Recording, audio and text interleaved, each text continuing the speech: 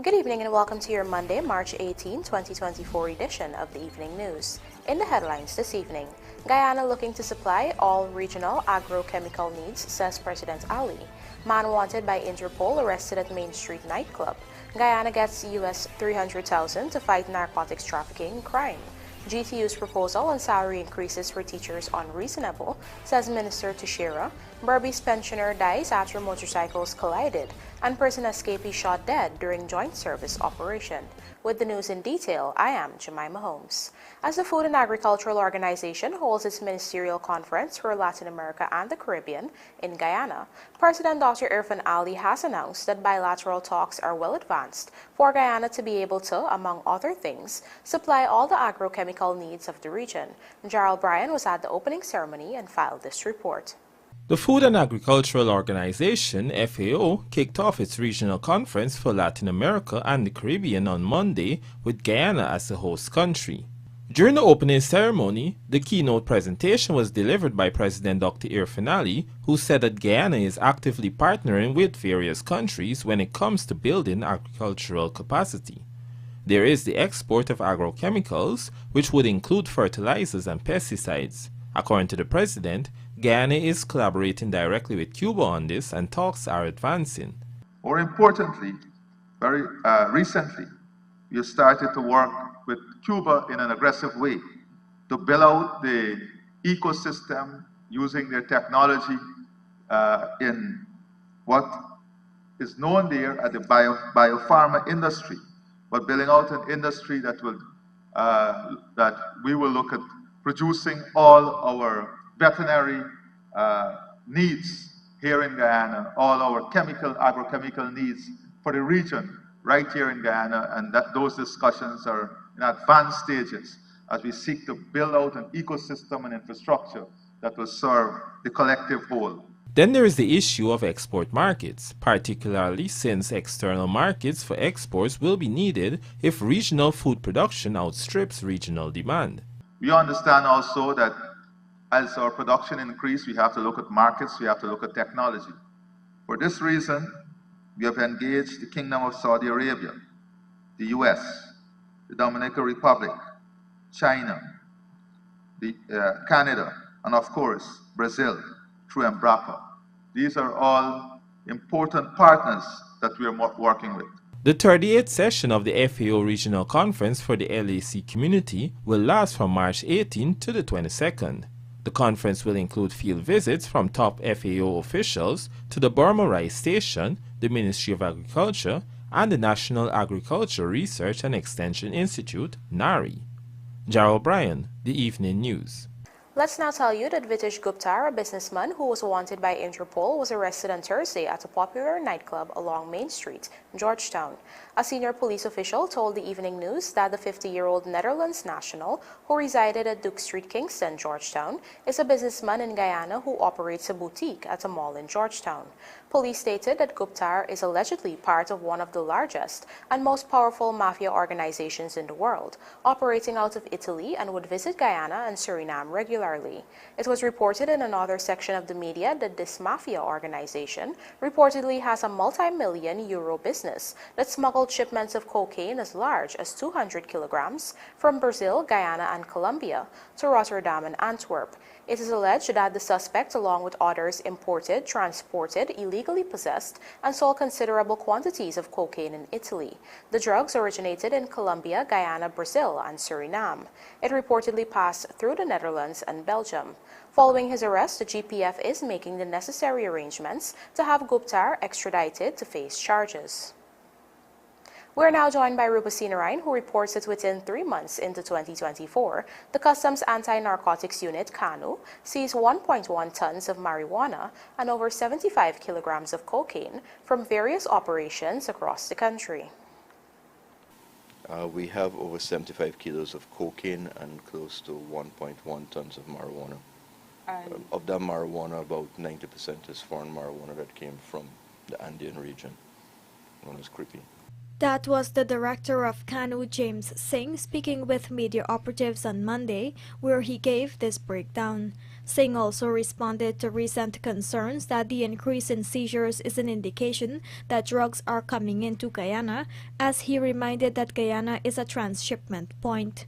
At the same time, he encouraged the public to share information which can lead to the dismantling of such operations in their respective communities. I need to remind that Guyana is a transshipment point. A lot of the narcotics coming in is going to other regions, both marijuana and cocaine. And sometimes we rely not only on the press but the public to share information. All too often we arrest persons and those representing them are saying, don't say anything, remain silent. You can't expect me to do my job when you're also supposed to be helping us, but then you tell your client or you tell other members, don't say anything, remain quiet. It's their right. It's their right, yes, but at the same time, if you're not part of the solution, you're part of the problem.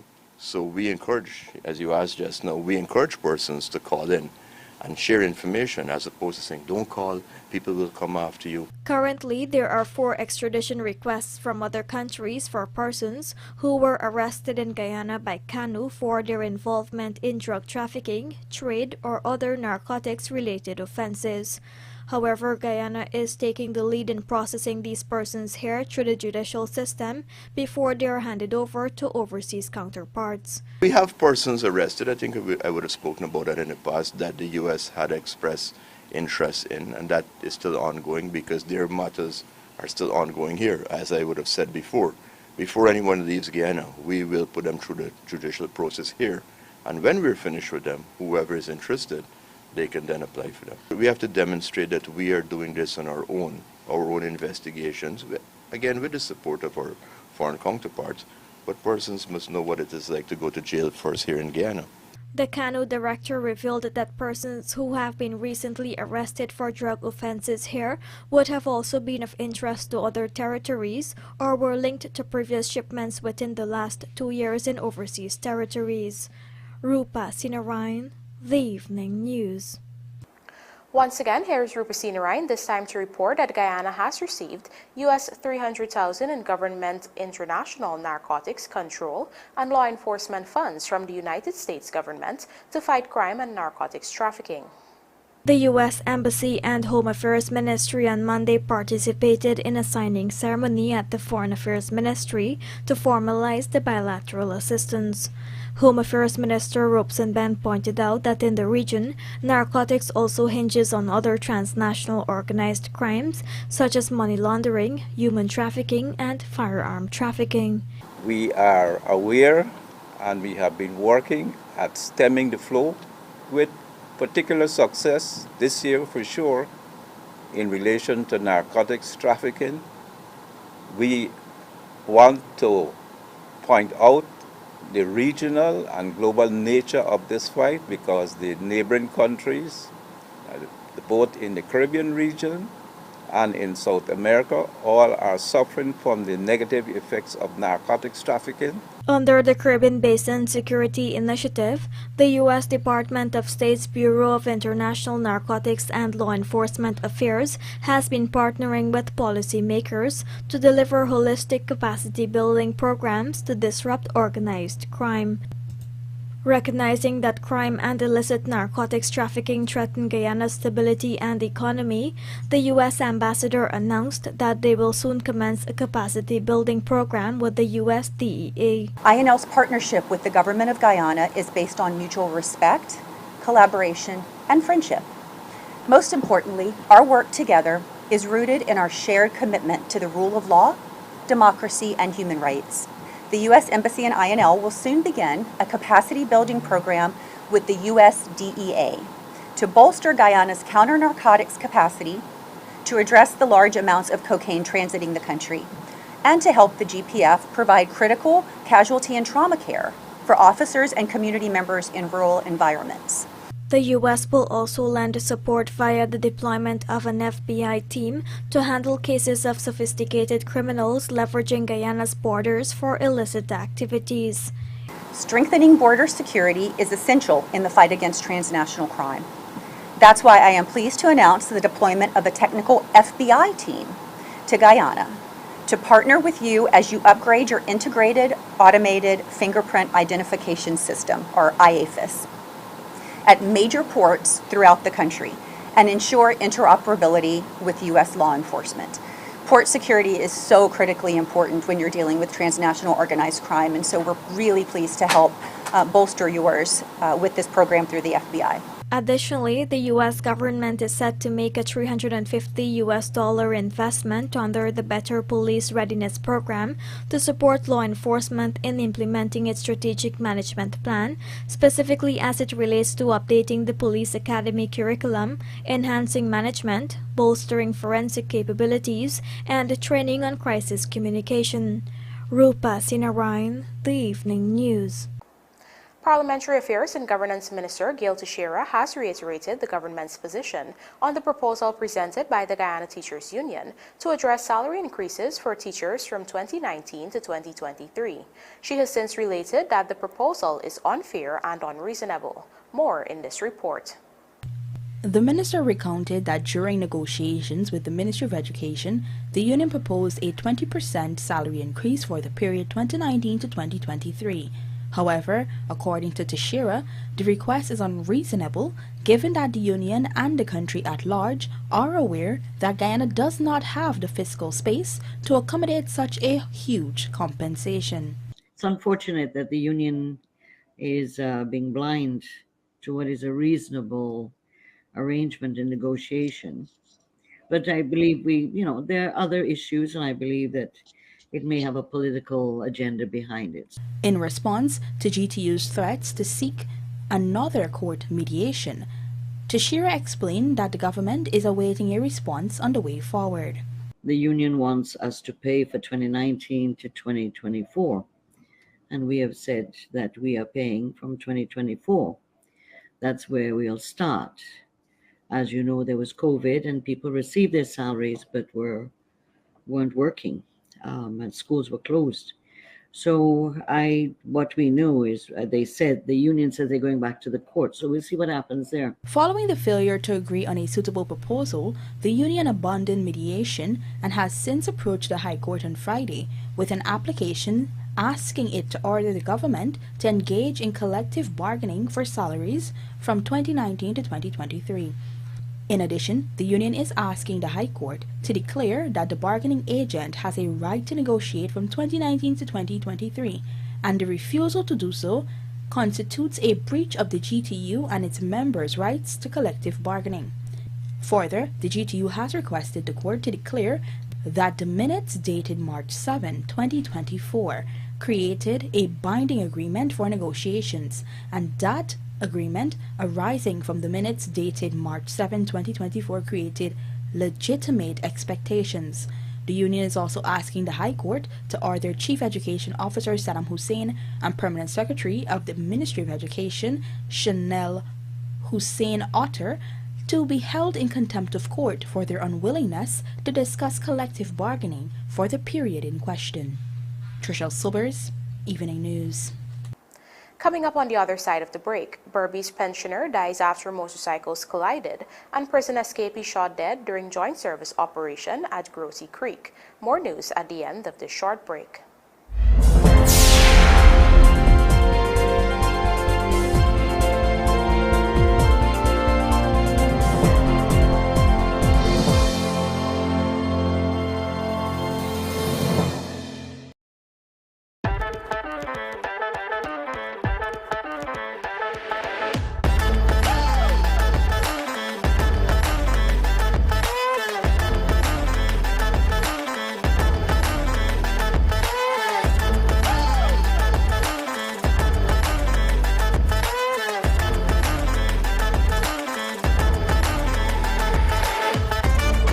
Transitions Light Intelligent Lenses. Pick your color. Choose your style. Available at Optique Vision Care.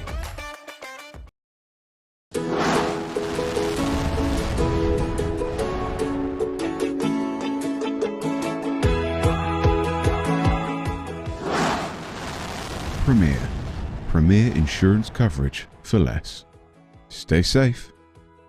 On the job, you know how it goes. 1 minute, everything's going right, and the next, something goes wrong. Don't worry, Premier Insurance will make things right again. For all risks insurance, call 223 0840 or visit premierinsurance.gy. Fuel your success. Premier Insurance coverage for less.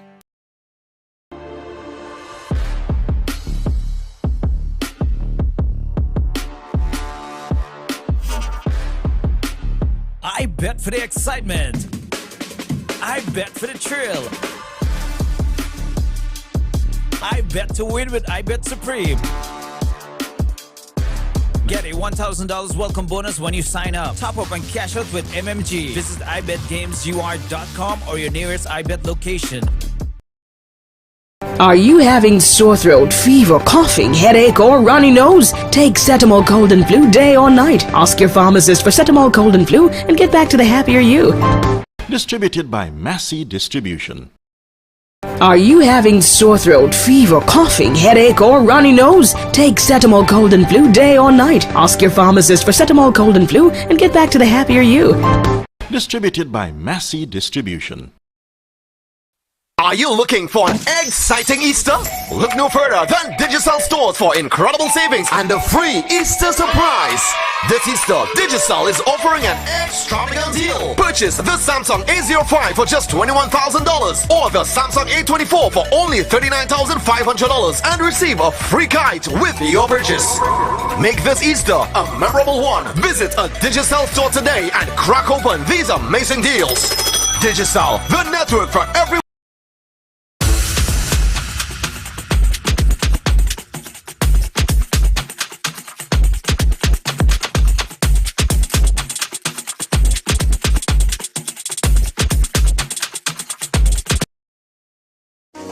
Need quality electrical or hardware supplies for domestic, commercial, and industrial usage? Visit SPR Enterprise. We stock a wide variety of tools, transformers, connectors, cables, line hardware, and control products at competitive prices. Check us out for brands such as Square D, Eaton, Fluke, Klein, and 3M. We are located at 45 Brick Dam, Georgetown, or call us on 223-5699, 223-5687, or WhatsApp 639-7193. SPR Enterprise, your single source for quality electrical products.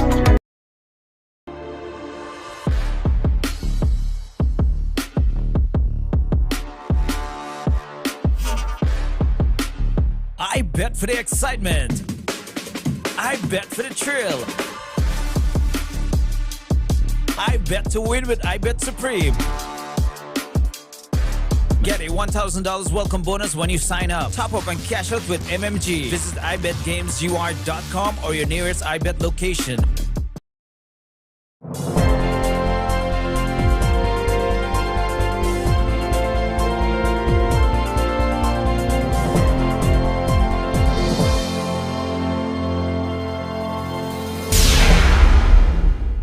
Welcome back. Thanks for staying with us. One person is now dead while another is seriously injured following the collision between two motorcycles along the number 64 public road, currently in BERBICE, on Sunday evening. Here are the details from Andrew Carmichael. Police stated that the collision, which occurred on Sunday evening at about 19:15 hours, has left 67-year-old Jagdat Narain of number 64 Village dead and 21-year-old David Rambasti of Johanna North Blackbush Pole, the quarantine, nursing injuries about his body. Initial investigations revealed that Rambasdio was proceeding along the quarantine highway at a fast rate of speed when he collided with Narain, who rode into the main road from a street. As a result of the collision, both men sustained injuries on their bodies and were taken to the Skeleton Hospital, where Narain was pronounced dead. Rambasdio, on the other hand, was treated and admitted as a patient. His condition was listed as stable. Narain's son told Evening News that after watching horse racing at Bushlot, he dropped his father home and went to a nearby restaurant. However, shortly after, he received a telephone call indicating that his father was involved in an accident. I arrived here. I see lie down on the road motionless and find out what caused the accident. So people said it's a motorbike, the accident, but I don't know who hit who. And police and so was there already and take him to the Skeleton Hospital and they pronounced him dead. The younger Narain recalled that after he rushed to the scene, he was told that it was a hit-and-run accident. the guy when I go for Crabble Creek side and he accident with my father. I mean, I know they say one car person will pick up the other person phone or get involved in the accident that one car hit he down on the driveway. So me don't know, me can't say anything about that. We have cameras around there, but we went and find out this morning from the guy who house have the cameras, but they say the camera is not working, but I know for sure it's working. And the other opposite over now, the house was they get the cameras again. The people who taking care of the house, if owner them there in the United States, but people who take care of the house, they them say they get keys and then you know, so then like they want to get the footage to know exactly what happened. The pensioner lived alone, and it is believed that at the time of the accident he was on his way to a Chinese restaurant. His son nevertheless called on the police to investigate the matter thoroughly. The cameras only could tell because nobody was there and nobody no one say what happened. But if you get a footage on the camera, you could see what the accident, how the accident occurred, and we can understand that what happened, and you know, there's nothing we could do. Police are continuing their investigations. For the Evening News, Andrew Carmichael. Prison escapee and double murder suspect Akim Wong was fatally shot and killed by members of the Joint Service on Sunday at Grotty Creek, Backdam, Essequibo River in Region 7. The details are in this Rupasina report. Akim Wong, a convicted prisoner serving a 15-year sentence for rape, eluded authorities and fled from the confines of the Mazaruni prison compound on February 15th. He had been on the run until Sunday. Police in a missive stated that he was sighted by a team of Joint Services members. Upon seeing the ranks, the escapee allegedly emerged from some bushes and charged towards them whilst wielding a cutlass. He was fired upon and fatally wounded. At the scene, police found one cutlass, $4,700, 3 SIM cards, 1 flash drive and memory card, 1 pair of scissors, 4 cigarettes, 1 flashlight with batteries, 1 fishing hook, 100 Canadian dollars, 1 cell phone, and 1 lighter. After escaping from prison, he was identified in connection with the death of David and Elizabeth Gomes, who were gruesomely chopped to death on March 8 while at their Saxacali home. It was reported that the suspect approached the family for assistance, after which he committed the murders. Further, Sergeant Alex Vaughn was fatally shot by his colleague, a police constable, while hunting for Wong several kilometers from the village of Saxacali, Essequibo River. Home Affairs Minister Robeson then commented on Sunday's encounter with Wong during an interview with media operatives. This was a desperado, a rapist, and a murderer out there. His actions resulted in the deaths of 2 elderly people. His actions also resulted vicariously, perhaps, in the death of a sergeant of the Guyana Police Force. And there was apparently no chances taken. The Home Affairs Ministry has indicated that this collaborative effort between law enforcement agencies signifies an unwavering commitment to upholding law and order and ensuring the apprehension of individuals who threaten society. Rupa Sinarain, The Evening News. We're now joined by Trishelle Sobers, who reports that the Guyana government is aiming to complete the constitutional reform exercise in 2026, a process which it noted will be thorough and people-centered. According to the Parliamentary Affairs and Governance Minister Gil Teixeira, the consultation process will take into account the concerns and suggestions raised by citizens, the National Assembly, human rights groups, and other stakeholders.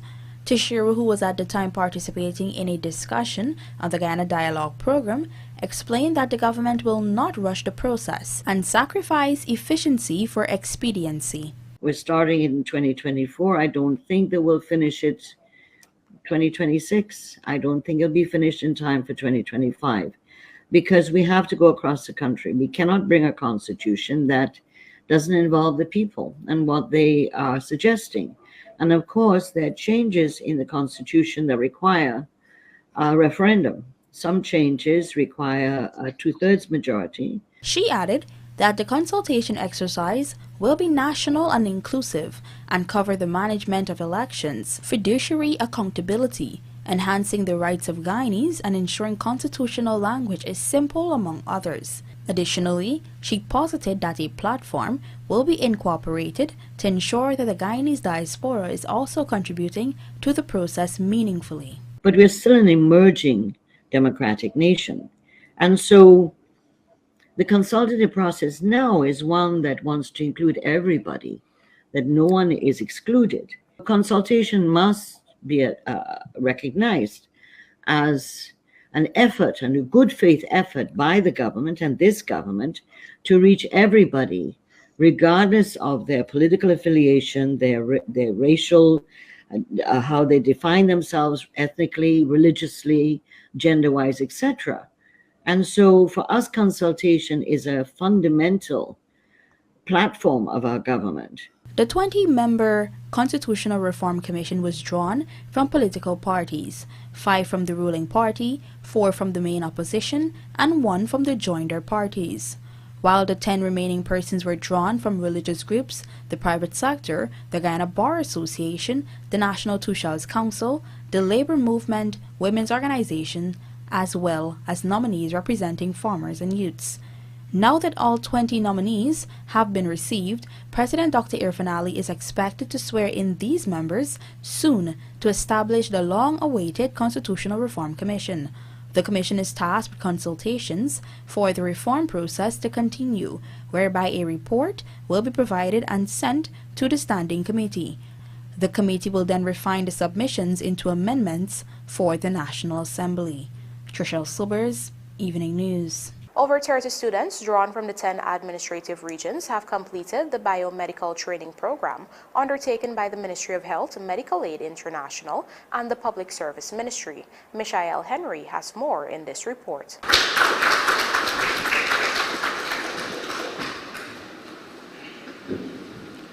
In attempts to transform Guyana's health sector, the first batch of biomedical students received their certificates.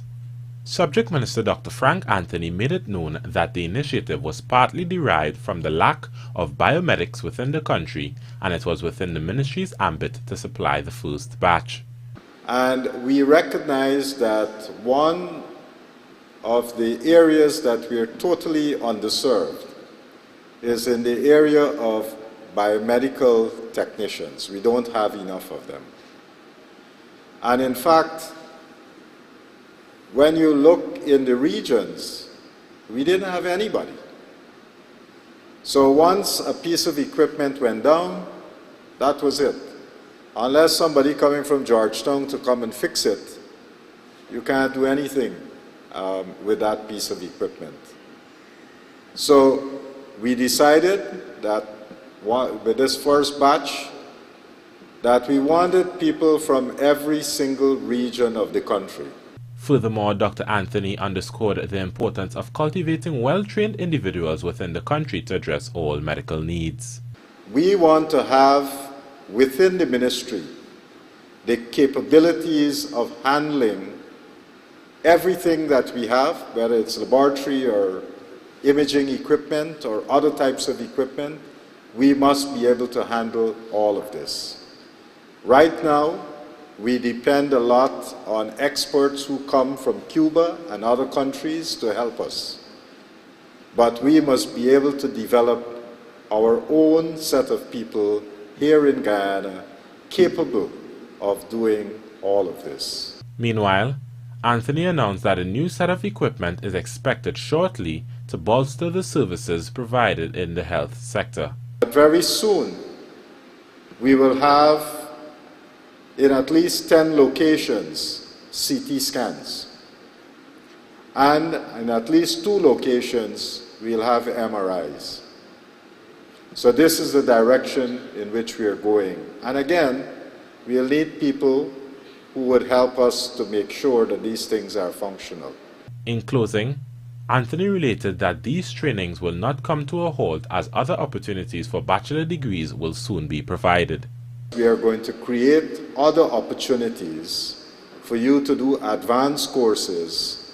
And for those of you who really, excel at this, we would want to see you go on to maybe do a bachelor's, to do a master's, and be fully qualified in this area. So these are the opportunities that will open up for you. This is Michelle Henry reporting for the Evening News. And now for a look at the bridge reports. The Demerara Harbour Bridge will be closed to vehicular traffic on Tuesday, March 19, 2024 at midnight for 1.5 hours. Meanwhile, the BERBICE Bridge is expected to be closed at 12 hours 20 on Tuesday, March 19, 2024, also for 1.5 hours.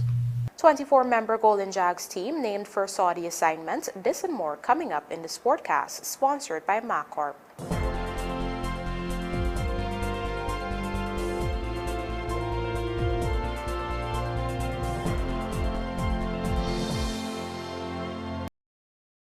Looking to bring your dream home to reality?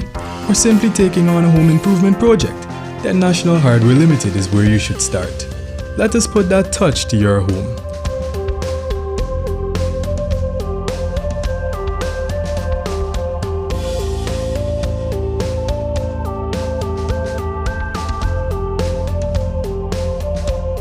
Choose from over 1,000 Berger Paint original hues for any surface.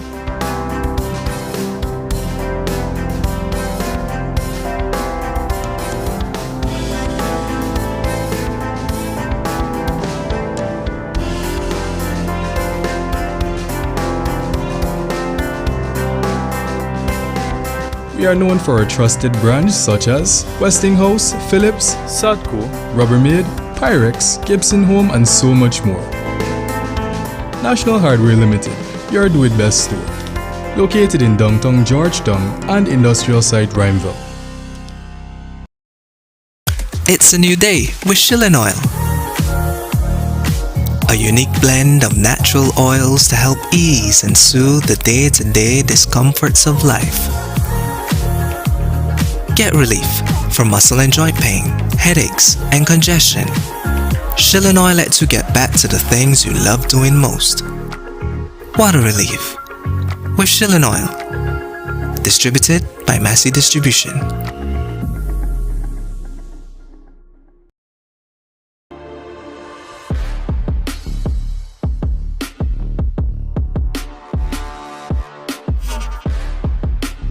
I bet for the excitement.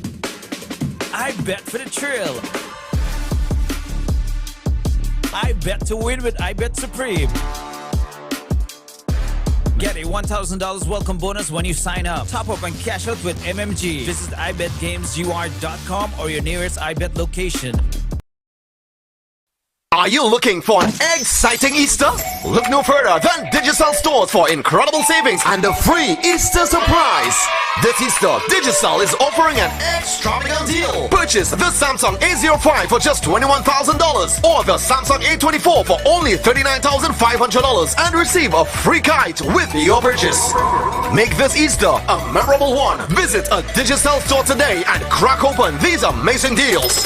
Digicel, the network for everyone. Mima Decor, stock the finest in the country.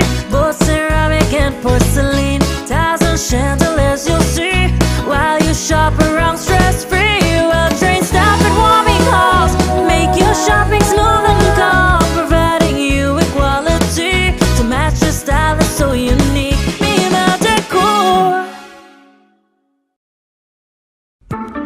Did you know that when you leave your property unoccupied and unmanaged, it deteriorates much faster than you can imagine? Then before you know it, much of your hard-earned investment is wasted. At Hand in Hand Trust Corporation, property management is our business. Whether you travel for long periods, live overseas, or have several properties that require managing, let us at Hand in Hand Trust Corporation take care of this for you. Your property is safe with us. Hand in Hand Trust Corporation Incorporated, a member of the Hand in Hand Group of Companies.